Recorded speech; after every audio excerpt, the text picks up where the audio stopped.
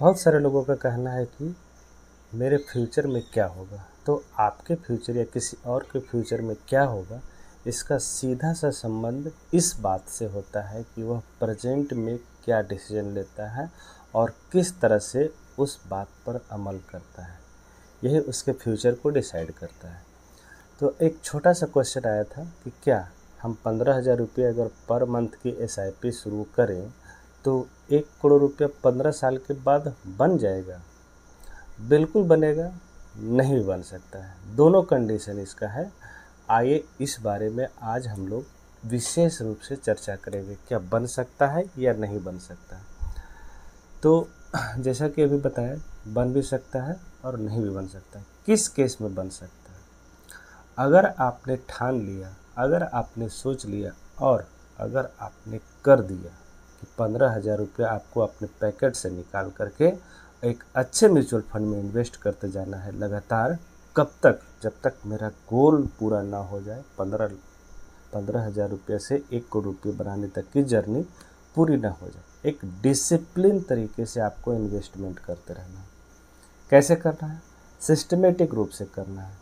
किस तरह के फंड में करना है? एक अच्छे फ्लैक्सी कैप, मिड कैप और स्मॉल कैप फंड में करना है। कब तक करना है? जब तक कि आपका लक्ष्य पूरा ना हो जाए। और सबसे इम्पोर्टेंट बात यह कि मार्केट गया भाड़ में, उसको चलने दीजिए, जैसे भी चलता है उससे हमको लेना देना नहीं है। आप पूरी तरह से अपने ऊपर विश्वास रखते हुए म्यूचुअल फंड में 15,000 रुपये की SIP प्रत्येक महीने करिए। आने वाले समय में मार्केट तो क्या, कोई भी 1 करोड़ रुपये बनने से नहीं रोक सकता। रोक कौन सकता है? कैसे नहीं बन सकता है? आपका खुद का डिसीजन। अगर थोड़ी दिन के बाद आप देखेंगे मार्केट में तो कुछ पैसा बन ही नहीं रहा है, 2 4 5 साल के बाद निकाल लेते हैं, कहाँ फंस गए हम, इससे अच्छा तो FD में कुछ तो पैसा बनता था। तो वैसी कंडीशन में आपके पैसे नहीं बनेंगे। मार्केट का यह रूल होता है कि हो सकता है 2 3 साल आपको कुछ रिटर्न दे, बाद में इकट्ठे एक बार में रिटर्न आपको दे दे। इस बात को ध्यान में रखिए, तभी आपका जो है पैसा बन पाएगा। नहीं बनने के यही सब कारण हैं कि आप जो है बीच में SIP बंद कर देंगे। मार्केट को देखते हुए अगर मार्केट ख़राब प्रदर्शन कर रहा है, वहाँ से आप निकाल लेंगे। अगर आपने शॉर्ट टर्म में किसी तरह का गलत म्यूचुअल फंड में इन्वेस्ट कर दिया है, वहाँ पर आपका पैसा नहीं बन पाएगा। कोशिश कीजिए कि बड़े और अच्छे म्यूचुअल फंड में इन्वेस्ट कीजिए, ताकि आपका पैसा 15 से 20% के आसपास से ग्रो करे टिल इन 15 ईयर्स के आसपास। तो आइए देखते हैं इसके लिए क्या करना होगा। सिंपल सा रूल है, अगर आपको 1 करोड़ रुपये बनाना है तो आपको 15,000 रुपये पर मंथ 15 सालों के लिए और वैसे म्यूचुअल फंड में रखना है जहां पर कम से कम 15% का रिटर्न मिल सकता है। ऐसे म्यूचुअल फंड बहुत सारे अवेलेबल हैं, सिर्फ और सिर्फ आपको बस थोड़ा सा ध्यान दे करके खोजना है। हालांकि इस पर चर्चा भी हम लोग आज करेंगे। आइए देखते हैं। पहले तो देखते हैं कैलकुलेट करके कि क्या सही में बनता है या नहीं बनता है। तो सबसे पहले यहाँ पर कैलकुलेटर हम लोग यूज करेंगे।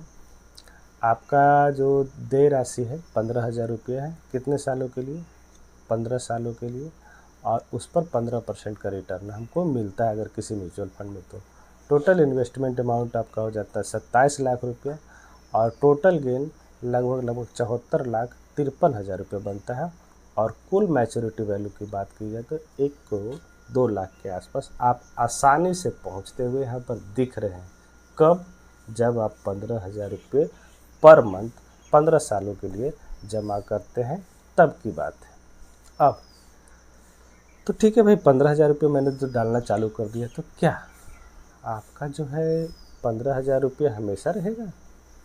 15,000 से तो बढ़ भी सकता है, क्योंकि आपका जो है सैलरी बढ़ रहा है। तो वहाँ कोशिश कीजिए ना, आप अगर थोड़ा सा टॉपअप करें तो इस लक्ष्य को ज़्यादा जल्दी से हासिल कर सकते हैं। दूसरा केस यह हो सकता है कि भाई ठीक है, 15,000 रुपये तो मेरे पास नहीं, मैं 10,000 से शुरुआत करता हूँ और 10% सालाना टॉपअप करूँगा। क्या है, 10,000 रुपये से शुरू कर रहा हूँ अभी 15 सालों के लिए। 15% का वही म्यूचुअल फंड जो पहले वाला व्यक्ति रख रहा था उसी में रखूँगा, लेकिन मेरे पास थोड़े पैसे कम है अभी, इसलिए मैं 10% का पर ईयर टॉपअप करूँगा। आज लग रहा 10,000 रुपया, तो अगले साल इसका 10% बढ़ा दूंगा, 11,000 रुपये करूँगा। इस तरह से करते करते हर एक साल बढ़ाते जाऊँगा और वहाँ पर मैं इन्वेस्ट करते जाऊँगा उसी म्यूचुअल फंड में। तो इस कंडीशन में क्या होगा, 10,000 रुपये से भी आप अपना लक्ष्य पा सकते हैं। वहाँ पर आपका इन्वेस्टमेंट अमाउंट होगा 38 लाख रुपीज़, गेन होगा लगभग 73 लाख का, और वहाँ पर आप 1,11,00,000 आसानी से हासिल करते हुए नजर आएगा। तीसरा केस कहता है कि मान लीजिए ठीक है, मेरे पास एक लमसम अमाउंट है, हम SIP नहीं करना चाहते हैं, लमसम है, हम डाल देंगे, तो कितने साल के 15 साल के बाद क्या मिल जाएगा? बिल्कुल आपका लक्ष्य हासिल हो जाएगा। वैसे कंडीशन में क्या करना होगा, आपको 12,50,000 रुपये की राशि एक बार वन टाइम इन्वेस्टमेंट करना होगा, वन टाइम, एक बार में। म्यूचुअल फंड स्कीम्स वही रहेंगे, आपको 15 सालों के लिए अब 15% का रिटर्न मिलता है, तो वहाँ पर भी 1,02,00,000 रुपये की राशि आपकी इकट्ठी हो जाएगी। बहुत सारे तरीके बहुत सारे म्यूचुअल फंड में आपको अपने लक्ष्य तक पहुँचाने के लिए। तो शर्त कहाँ पर है? शर्त है कि आप अपने माइंडसेट को डेवलप कीजिए कि वो जो तरीका आपने शुरू में सोचा है और उस पर क्या सही तरीके से आप अमल कर पा रहे हैं या नहीं। अगर सही तरीके से अमल कर पा रहे हैं तो आपको 1,00,00,000 रुपये अपने लक्ष्य तक पहुंचने से कोई नहीं रोक सकता। लेकिन बीच बीच में अगर उसको ब्रेक करते हैं तो फिर वहाँ पर आपको दिक्कत का सामना करना पड़ सकता है। इसलिए कोशिश कीजिए कि जो भी डिसीजन आप लेते हैं उस पर अमल करते हुए उसे ज़रूर पूरा कीजिए, और समय के साथ साथ यह जो है आसानी से आपका लक्ष्य हासिल होगा।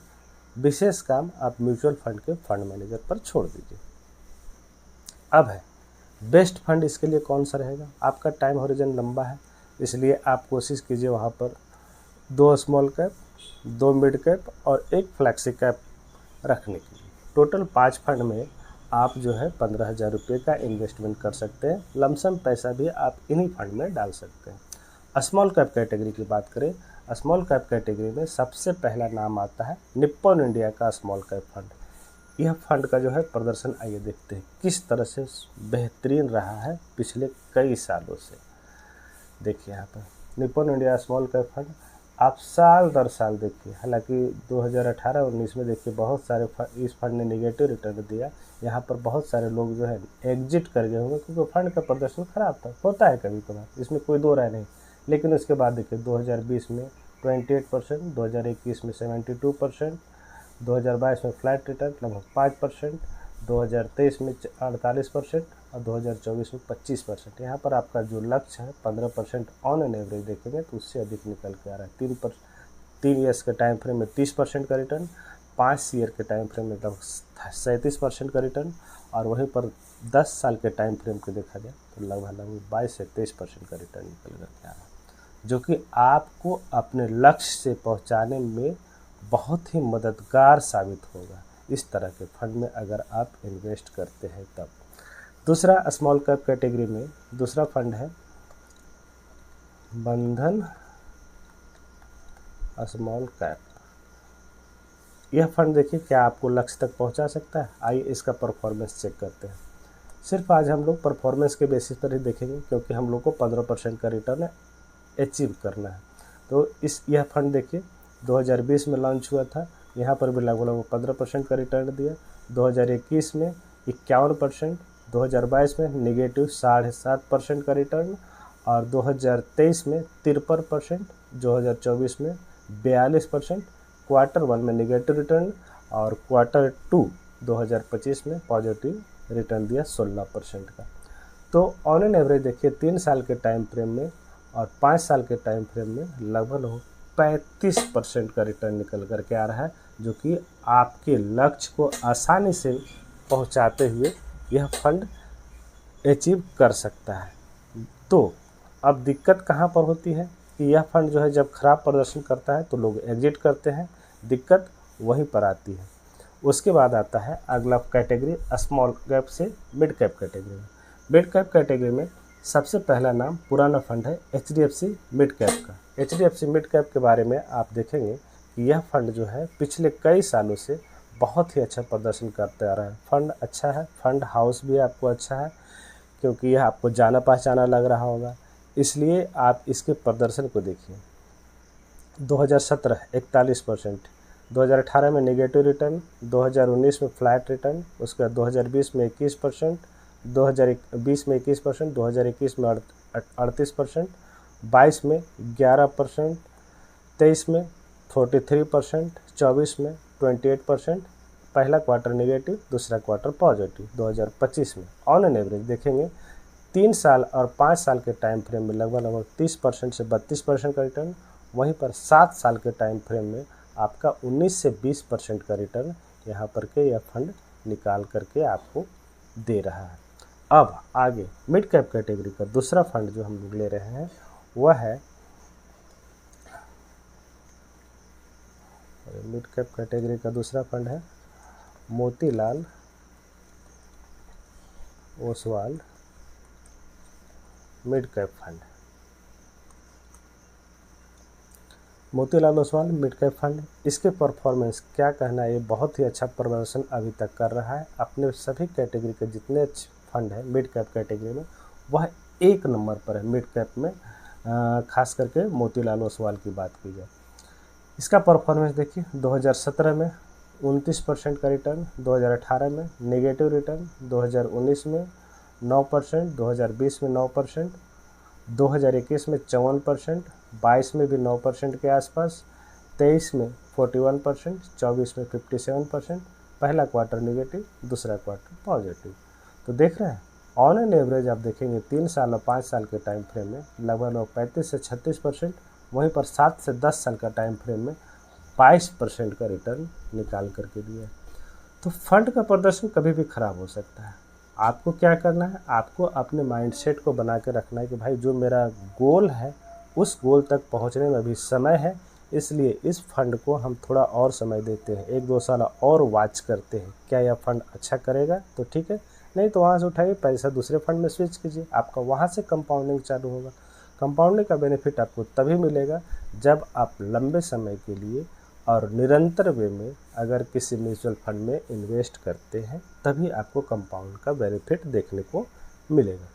Last flexi cap. Flexi cap का बहुत ही अच्छा फंड है जिसका नाम है पराग पारिक फ्लैक्सी कैप फंड।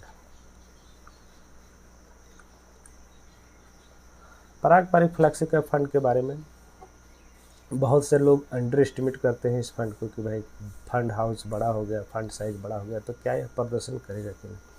तो मैं एक बात आपको बता दूं कि यह जो फंड जो है यह फंड बहुत ही पुराना है और साथ ही साथ इसका मैनेजमेंट बहुत ही अच्छा है।